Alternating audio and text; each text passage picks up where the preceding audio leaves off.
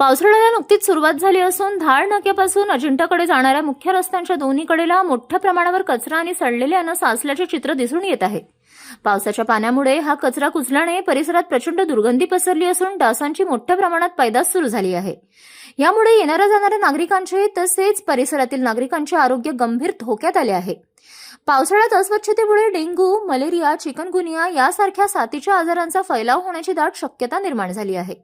रस्त्यावरून जाताना नागरिकांना नाक मुठीत धरूनच प्रवास करावा लागत आहे। अस्वच्छतेची ही गंभीर परिस्थिती प्रशासनाच्या ढिसाळ कारभारावर प्रश्नचिन्ह उपस्थित करत आहे। यासोबतच रस्त्याने येणाऱ्या जाणाऱ्या वाहनांवर हवेमुळे प्लास्टिकच्या पडण्याचा वाहनाच्या काचावर चिपकून बसतात। यामुळे अपघाताचे प्रमाण सुद्धा वाढले आहे।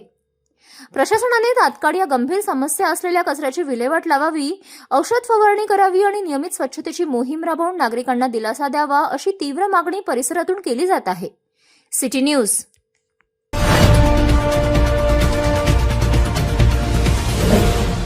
सिटी न्यूज वसा जनसेवेचा।